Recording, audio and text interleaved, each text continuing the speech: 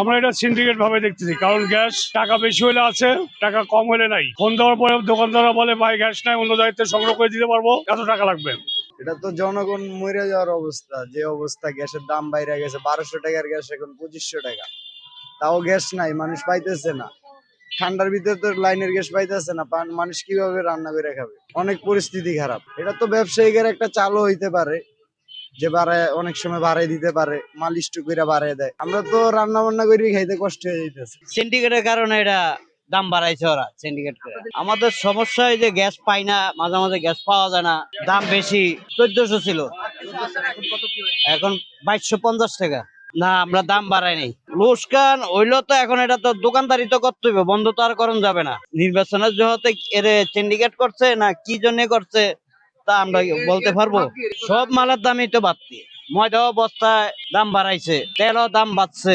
আমরা এটা সিন্ডিকেট ভাবে দেখতেছি, কারণ গ্যাস টাকা বেশি হলে আছে, টাকা কম হলে নাই। ফোন দেওয়ার পরে দোকানদাররা বলে ভাই গ্যাস নাই, অন্য দায়িত্বে সংগ্রহ করে দিতে পারবো, এত টাকা লাগবে। আগে 1450 কিনতাম, এখন 2250 এরকম কিনতেছি। এটা ওরা একটা সিন্ডিকেট করে বসে আছে, 6 মাসে পুরো বছরে কামায়, 6 মাসে 2 মাসে করে নিচ্ছে। কারণ একটা বোতলে যদি 1000 টাকা বেশি হয়, 800-700 টাকা বেশি হয়, তাহলে হিসাব করেন ওরা যদি ডেলি 200 বোতল বিক্রি করে কত টাকা আসছে ওদের। হ্যাঁ, অবশ্যই পারে, চেষ্টা করলে পারে নাকি? এমন কোনো কাজ আছে সরকার পারে না? অবশ্যই পারে। কিন্তু অনেক জায়গায় দেখতেছি, মোবাইলে ইউটিউবে খবরে দেখি অনেক জায়গায় অভিযান চালাচ্ছে সিঙ্গেলা করতেছে, কিন্তু কার্যকর্তা হচ্ছে না। কিছু অসাধু ব্যবসায়ী আছে, এগুলা করতেছে।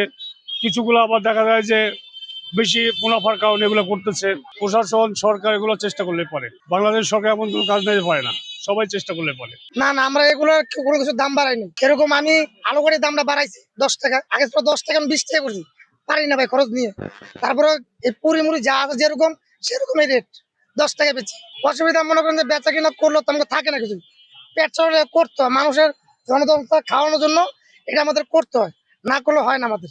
এখন 2200 টাকা করে গ্যাস আগে কিনছিলাম 1150 টাকা, পরে হলো 1250 টাকা কিনলাম, তারপরে 1500-1600 টাকা, তারপরে কালকের আগের দিন আনছি 2250 টাকা দিয়ে। এটা এখন কি মনে করবো ভাই? এটা মনে করুন যে বড় বড় যারা মাথা মাথা বড় বড় ডিলাররা যারা আছে তারা সিন্ডিকেটের মাধ্যমে করতেছে। অনেক কিছু করার নাই, আমাকে চলতে গেলে গ্যাস লাগবে, আমরা কি করবো কোন? এটা কোনো রাজনীতি প্রভাব করতে গ্যাসের ভিত্তিক কারণ। এটা যারা দোকানদাররা আছে তারা বলে বেশি দামে কিনে আনে, তারা যদি বেশি দামে কিনে আনে তাহলে আমাদের বেশি দামে দেবে। এটা কিছু করার না, আমরা কি করতে পারবো? গ্যাসের দাম বৃদ্ধি কারণে আমাদের আগে লাগতো মনে করেন যে একটা গ্যাস কিনলে আমাদের 5 দিন যেত, তখন তার ডবল, তার মানে কি 900 টাকা বেশি, 1100 টাকা বেশি।